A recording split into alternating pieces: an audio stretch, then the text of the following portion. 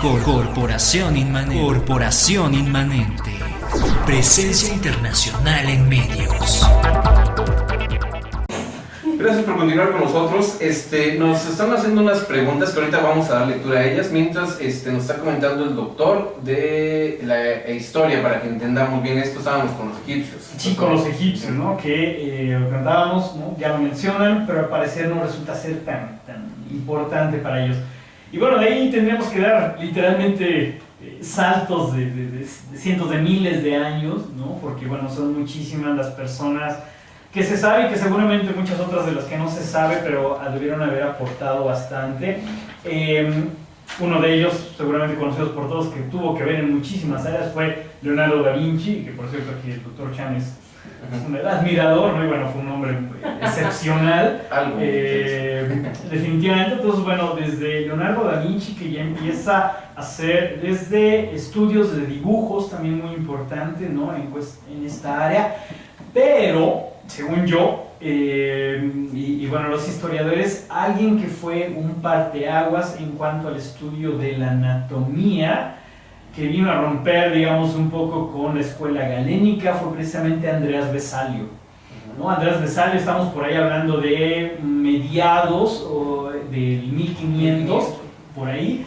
Este hombre que estudió precisamente en Padua, allá en Italia, no era italiano, pero estudió allá, dada la fama que tenía la universidad. Y bueno, él viene a revolucionar el estudio de la anatomía, incluso por ahí hace un libro muy importante que precisamente se llama La Fábrica, refiriéndose precisamente al cuerpo humano. Y toma algo que llama la atención, no es solamente la exactitud de sus dibujos y de las disecciones que realizaban y de cómo lo plasmaban, que no era él que las dibujaba, no había gente que dibujaba, pero obviamente con sus instrucciones, bajo instrucciones de él. Y además algo que lo caracterizaba era la posición de estos dibujos, ¿no? Eran no solamente el hecho de demostrar las estructuras, sino además una pose elegante, diríamos, ¿no? Literalmente el cadáver estaba modelando, ¿no? Y mostrando las estructuras que querían resaltar. Entonces, dentro de estos estudios, porque estudió de todo, obviamente el sistema nervioso se vuelve una parte muy importante de él. Sí, hay que aclarar también que bueno, ya en el Renacimiento, de esos grandes artistas que había, dieron un paso más allá, que fue practicar lo que es la anatomía, ¿no? Y en este caso neuroanatomía, que bueno, por ejemplo, artistas como Leonardo da Vinci, pues tenía buenos padrinos, ¿no? de bastante dinero, convivió con familias tanto de Milán como de Venecia, tenía contactos en el Vaticano, donde a veces no era también muy visto, pero precisamente haciendo trabajos allá podía bajar las catacumbas, traer cadáveres y practicar, ¿no? Cosa que era muy mal vista, ¿no? Podías ir hasta la hoguera por hacer eso. Pero bueno, la mente científica de esos hombres avanzó y tenían que hacerlo. Si no han dado este paso al hacer las disecciones, pues a lo mejor hubiera sido mucho más lento aprendizaje. Este avance, exactamente, sí, siempre estas mentes un poco que son medio rebeldes, ¿no? Y gracias a eso pues se han podido dar estos grandes pasos en la ciencia. Algo que caracteriza al sistema nervioso es precisamente la actividad eléctrica. Somos, a veces es una visión un poco reduccionista o simple, pero aquello que vemos, escuchamos, sentimos, saboreamos, se reduce o se podría reducir a impulsos eléctricos y la liberación de ciertas sustancias. En eso radicaría esta complejidad del sistema nervioso que tenemos nosotros, ¿no? Y bueno, han hecho algunas películas, incluso una de ellas yo creo que vale la pena mencionar, es precisamente la de Matrix, ¿no? Que yo creo que mucha gente la ha visto, si no, véala, particularmente la primera parte, porque lo que resulta aquí importante y que suena un poco loco a primera vista, pero podríamos llegar a eso, es decir, aquí en realidad la realidad no existe, ¿no? Todo el mundo está metido en pequeños capullos, en donde para ese momento ya existe un conocimiento tan vasto, tan extenso de las funciones cerebrales y de todas y cada una de las partes y de cómo controla este cerebro a todo el organismo y todas las funciones que se pueden llegar a dar, que estimulando de manera muy específica se crea esta realidad que tenemos. Y de hecho, en algún momento que se llegue a tener este amplio conocimiento, en teoría se podría hacer. ¿No? ¿Por qué? Porque precisamente es eso, no es otra cosa más que generar una serie de estímulos eléctricos, pero no son dos, no son tres, estamos hablando de millones de estímulos, de millones de neuronas que están activándose en ocasiones al mismo tiempo, en ocasiones con retardos de milio, microsegundos, que hacen que toda esta complejidad dé como resultado esto que tenemos, ¿no? Esto que somos nosotros. Entonces sí, esa película suena un poco loco, todavía nos falta bastante para llegar a eso, pero en teoría en algún momento podríamos llegar a eso. ¿Por qué? Y bueno, ¿quiénes fueron estas personas? Seguramente nuestros radioescuchas habrán escuchado algunos nombres de estos famosos investigadores italianos, algunos de ellos, y uno de ellos sería precisamente Galvani, Luigi Galvani. Es una de las personas que empiezan a hablar, empiezan a entender que es precisamente a través de electricidad que diferentes funciones se pueden llevar a cabo. Uno de ellos la contracción muscular, ¿de acuerdo? Y es precisamente, empiezan a hablar de esta electricidad animal. Hay fotos muy características, bueno, no fotos, dibujos de esa época en donde está Galvani con las ancas de ranas, ¿no? Ahí lo acompañan siempre, ¿no? En estos experimentos en donde precisamente jugando un poco con metales se dan cuenta que al generar un estímulo eléctrico inmediatamente venía una respuesta contráctil. Y ahora ya se sabe precisamente de manera muy amplia que es gracias a esta actividad eléctrica que un nervio, por ejemplo, manda la señal, libera una sustancia y estas sustancias son los que conocemos como neurotransmisores. Y este neurotransmisor genera ciertos cambios también de tipo eléctrico sobre la célula que está actuando, en este caso el músculo, y que a final de cuentas provoca una serie de cambios intracelulares que dan como resultado la contracción muscular. Uno de estos elementos sería, por ejemplo, el calcio, que resulta ser muy importante. Otro personaje que aparece aquí en la historia de la fisiología del sistema nervioso es Alessandro Volta, ¿no? También otro importante científico, ¿no? Que tiene que ver también precisamente con cuestiones de la creación de las baterías y de ahí el porqué de los volts, ¿no? Hace referencia precisamente al apellido, a Volta, de este buen Alessandro Volta.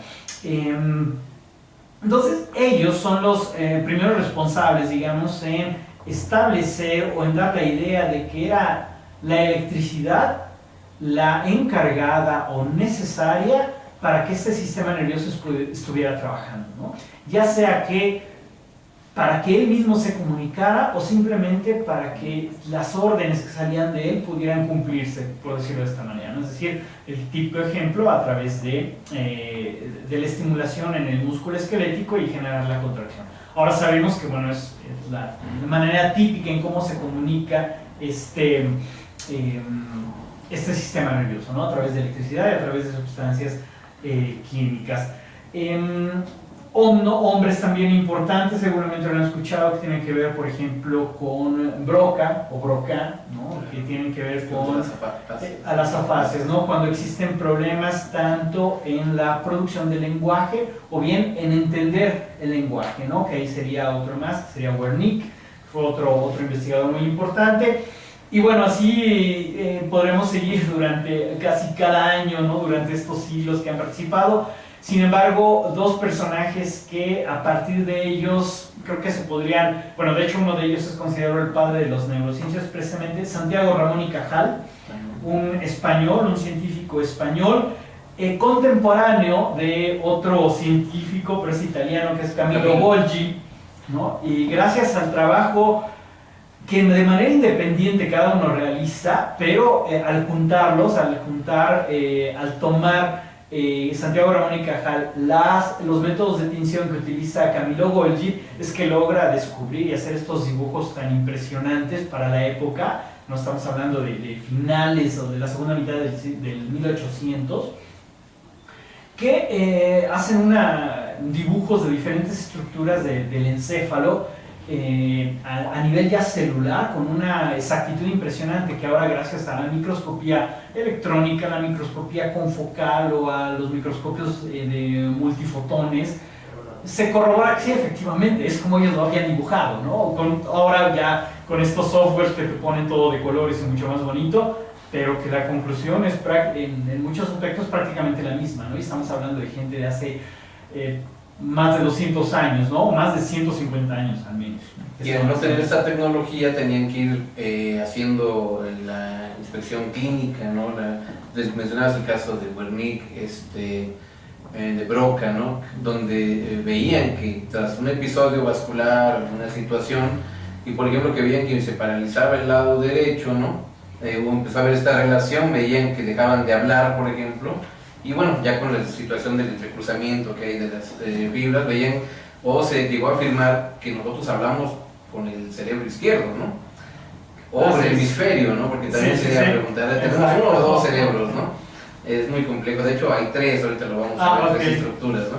Sí, sí. Pero bueno, no ven los aparatos, pero veían que tenía este tipo de episodios, se paralizaba la parte contralateral, en este caso el lado derecho, pues veían que perdían el habla. Si pasaba al revés, no perdían el habla. Entonces decían, algo pasa en el cerebro, en el hemisferio izquierdo que hace que dejen de hablar. Entonces ya había esa comparación, ¿no? Claro. Y aquí muy curioso con estos dos, para el año de 1906, tanto Camilo Golgi como Santiago Ramón y Cajal reciben el premio Nobel precisamente por sus estudios en la estructura del sistema nervioso central. Lo que llama la atención es que no eran amigos, ¿no? De hecho eran, eran colegas porque se dedicaban a la misma área, pero no se querían mucho, ¿no? Cajal y Golgi, de hecho comentan que hasta en su discurso, pues cada quien como que le dio al otro, ¿no? Al momento de estar recibiendo el premio. Porque uno de los puntos en donde había un poco de diferencia en cuanto al pensamiento era que Camilo Golgi decía que las estructuras del sistema nervioso, es decir, estaban realmente, anatómicamente estaban conectadas, es decir, había continuidad tal cual entre una célula y la otra. Es más, se creía que era como una sola estructura, un todo. No había esta división entre células, incluso claro. Era la idea que tenía Camilo Golgi. En cambio, Santiago Ramón y Cajal decían no. Ni siquiera se tocan. Exactamente, ¿no? Aquí son elementos individuales que se tienen que comunicar, ok, sí, se tienen que comunicar entre ellos, pero cada uno es independiente, por así decirlo. Y entonces, bueno, esta era la gran diferencia. Obviamente, al final, podemos decir que ambos tenían razón. ¿Por qué? Porque efectivamente existen, ya ahora sabemos, en el sistema nervioso, estructuras, conexiones de neuronas en donde prácticamente la membrana de una neurona está fusionada, por decirlo así, está conectada con la membrana de la neurona siguiente. Un tipo de, y aquí cabe aclarar un término o mencionar un término que es la famosa sinapsis. Muy bien, vamos a un corte y regresamos. Corporación Inmanente. Presencia internacional en medios.